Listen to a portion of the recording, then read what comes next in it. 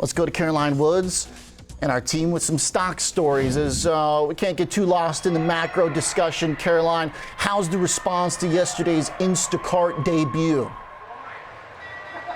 Well, first of all, Oliver, I should just say the response to the Klaviyo IPO today here at the New York Stock Exchange is pretty incredible. I don't think I've ever heard it so loud in here. The cheering just stopped, and people were chanting Klaviyo so loudly that my Apple Watch warned me that I was in a loud environment. So a lot of excitement about the IPO here for Klaviyo. It's a marketing automation company, so a software as a service kind of tool, but we haven't seen the first trade yet. So that will definitely be one to keep on your radar. KVYO is the ticker symbol, targeting a valuation of around $9 billion, already priced at the higher end of its targeted range of $27 to $29, up from its previous range of $25 to $27. So keep an eye on that. Instacart, though, we're actually seeing losses today. Maple Bear down about 3%. Just trading about 74 cents above its IPO price. So we saw a huge pop at the open for Instacart. First of all, that was another one that priced at the high end of its range at $30. It popped 40% at the open, $42 a share, but ended up losing a good chunk of those gains, closed up about 12% at $33.70.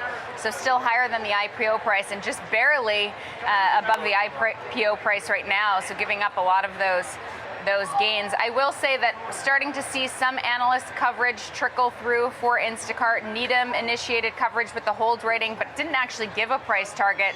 But that analyst sees a balanced risk-reward following the IPO, given slower growth following those pandemic highs when demand was so strong. Also, Instacart's already scaled advertising business thinks that post-pandemic online grocery sales in the U.S. are likely going to be below consensus, and also see some structural headwinds against adoption as well as competition on the rise, pointing out that Uber and DoorDash are increasingly investing in their grocery platforms. So Instacart right now trading down about 3.1% at $32.64, so just 64 cents above that opening price. Okay, so this is now what? We've got 2 weeks basically of IPO window that has been open and seems to be going pretty well. I mean, the day of at least, when we look back at ARM from the past week, obviously getting hit. Cart now down 5.5%. Guess we'll see how Klaviyo trades over the next couple days. It definitely would be a little bit disappointing if it's only like a one-day thing for these companies and then they just turn right back around. Well, ARM is, you know what I should say, I stand corrected. It opened at $30 a share, so it's $1.95 above the opening price for Instacart. So still seeing some gains.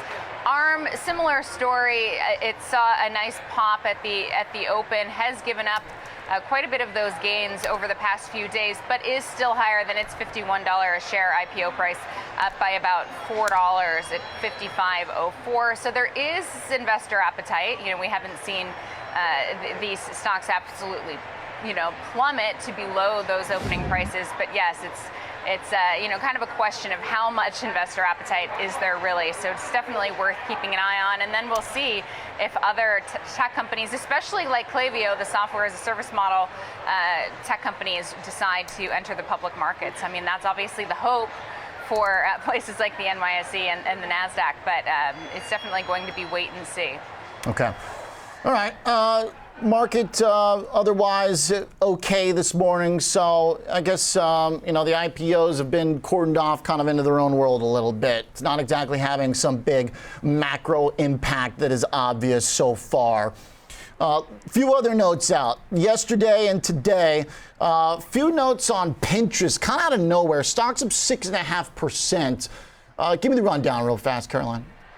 Well, it just had its investor day. It was its first analyst day since its IPO back in 2019. So these analyst notes are in response to that investor day, and got a few bullish calls, including from Citi, which upgraded shares to buy from neutral with a price target of $36.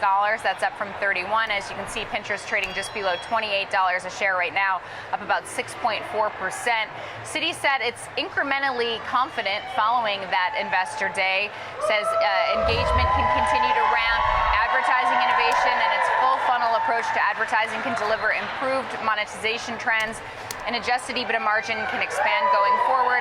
Said Pinterest product investments over the past year are improving the user experience and also driving greater relevance and personalization of content across the platform. So all reasons that this analyst is turning more bullish.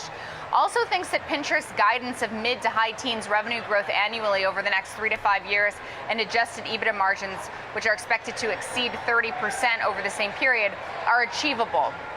Meanwhile, D.A. Davidson also upgraded shares of Pinterest to buy from neutral with a price target of $35. That's up from $25, said the $10 increase in its price target is a reflection of its raising near and long-term sales and profit forecasts. So on that note, this analyst raised its long-term adjusted EBITDA margin forecast to 34% from 25%. So another bullish call, that one from D.A. Davidson. Meanwhile, Rosenblatt already was in the buy camp, but raised its price target by $3 to $38 a share.